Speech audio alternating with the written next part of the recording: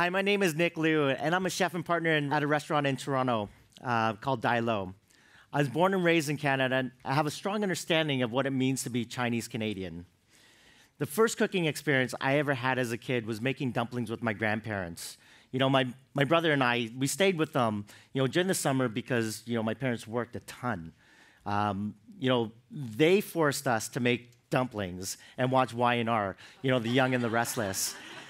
They did this solely for the fact that me and my brother were horrible kids and we wanted to kill each other. And this was a clever way for them to distract us, so this was great.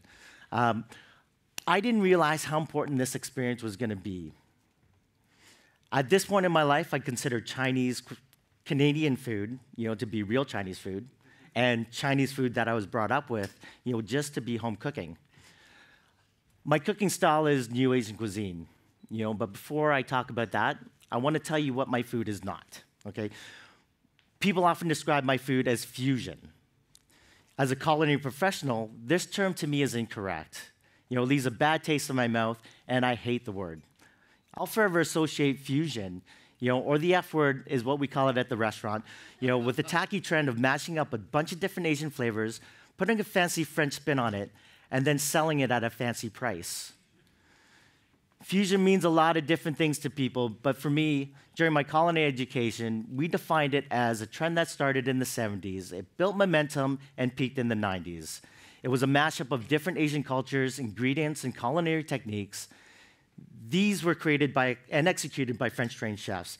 And these chefs were actually never really from these ethnicities. This type of cuisine lacked understanding of cultural and history and failed to recognize the telling of an authentic story through food. This was later coined confusion cuisine and had sparked debates about cultural appropriation. To understand what fusion is in Canada, you need to understand the history of Chinese in Canada.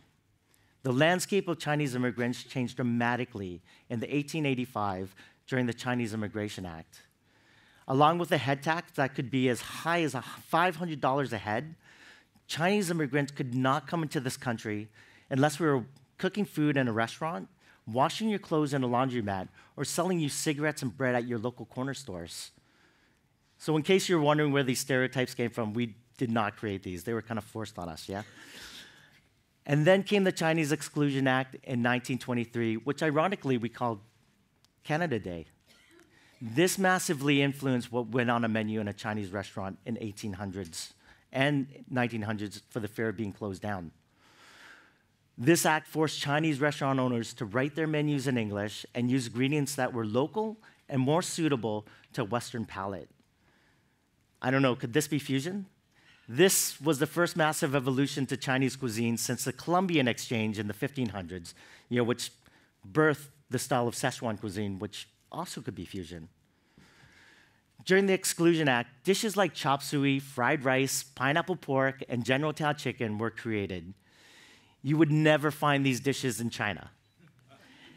But here they came from a place of desperation and a means to fit in.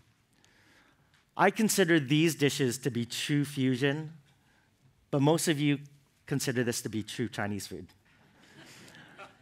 To understand my cuisine, you have to understand my history. So I was born Canadian. My mother was born in South Africa. She's Hakka Chinese, The Hakka Chinese were like nomads. They're the only Chinese people identified by their language and not by where they lived. My dad, he was born in India. He's a mix of Chinese and Indian from Nepal. So I grew up eating Hakka Chinese food, Indian food, and a lot of different mixed foods.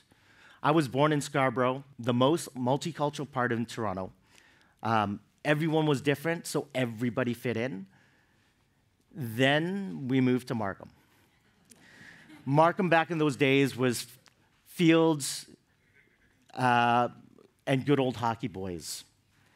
This was a huge cultural shock for a 12-year-old and was the first time I realized I was Asian.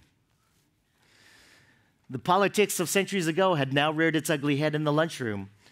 When I opened my lunchbox, I had pork belly and rice. It was one of my favorite dishes up until this point.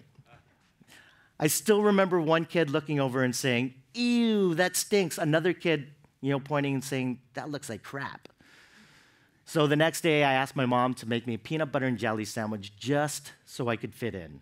This incident in the lunchroom made me feel embarrassed to be Chinese and reinforced my desire to be non-Asian as possible. Growing up for me was tough. I'm not gonna lie. I wasn't getting along with my parents. I was failing out of school. I'm dyslexic, but I didn't know it back then. This made it hard for me to learn anything that wasn't visual. I was one of the kids that fell through the cracks. I was getting into fights, getting arrested. Schools didn't know how to teach kids like me. I was rebellious, overly creative, and had a vicious need for independence. I did really well at things that I liked. Arts, sports, drinking, smoking weed. Don't judge. It's legal now, okay? Eventually, my last year of high school, I took a home economics class thinking it would be a bird course. One night, I was smoking weed, watching TV, and there was Brad Long on the TV, from CN Tower 360 restaurant cooking up a dish.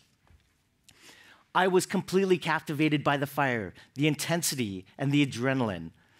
I don't know if it was the weed or some type of higher power, but this was the moment that would change my life. I told my teacher about it, and she set up a day with Brad Long, a job shadow. And when I got there, I was blown away. Everybody in the kitchen was like me, okay? We were all misfits that were hardened by the school of hard knocks. I made fast friends in the kitchen, and for the first time in a long time, I felt I found my tribe. After my day in the kitchen with Brad, he gave me a summer job, and I began the journey to becoming a chef. The thing we need to know or remember is that 24 years ago, there was no cooking channel. Cooking was not a desirable line of work. My parents did not want me to become a cook. They wanted me to go to university, and they refused to pay for my culinary school. So, challenge accepted. I did my externship at the prestigious Scaramouche and ended up working there for 9 years. This is where I truly found passion in cooking at a higher level, learning classic French cuisine under the legendary Keith Froggett. I was a human sponge. I couldn't get enough. I picked up every cookbook I could get my hands on. I wrote down every recipe and learned them by heart. I even got a chance to create some of my own dishes and put them on the menu. It was also where I recognized I might know more about Chinese cuisine than I realized. Okay. One day, there was a special request for a dumpling, and Keith said to me, "You're Chinese, you make the dumplings," right? He wanted lobster dumplings, so I took my grandmother's wonton recipe and I folded cooked lobster into it. I was really hesitant and almost embarrassed to present this to my chef, but when he tried this, he looked at me in shock and was like, "What did you put in this? This is incredible. This is really amazing." This was crazy to me. Making these dumplings was ingrained in me. Okay, me and my brother must have made 1,000 of these over the summer. To me, this was home cooking, right? I took it for granted that it was a highly specialized skill and gave me an edge over other cooks.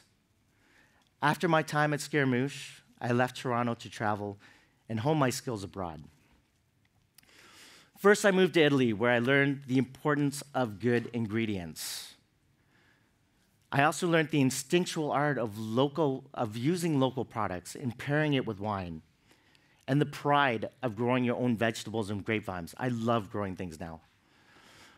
I worked in a winery in Tuscany and later opened my underground catering company in Florence, and we did a few kind of like Italian Asian mixes. It was really weird. I was young. Being in Italy always reminded me of Chinese culture, with their strong sense of tradition and their family food values, And next was England, where I got my ass kicked. I worked in Michelin-star restaurants for some of the best chefs in the world. I worked at restaurants like the Fat Duck, St. John's, and Rhodes. Here I learned to perfect my culinary techniques.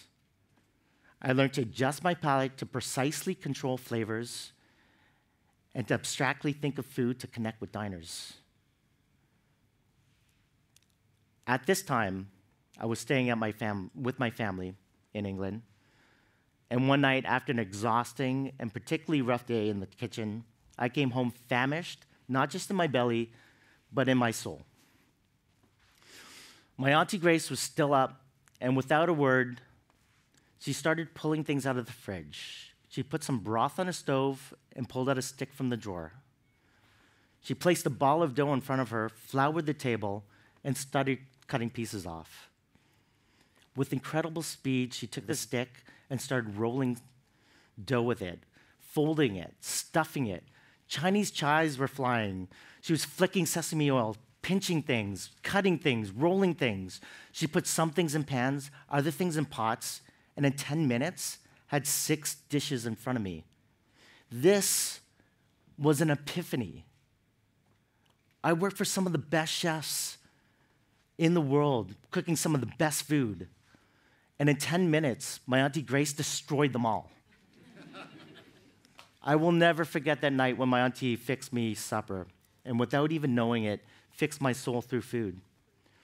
She passed away from cancer not too long after that, but I carried that special memory with me as I traveled to Spain, Australia, South Asia over the next few years.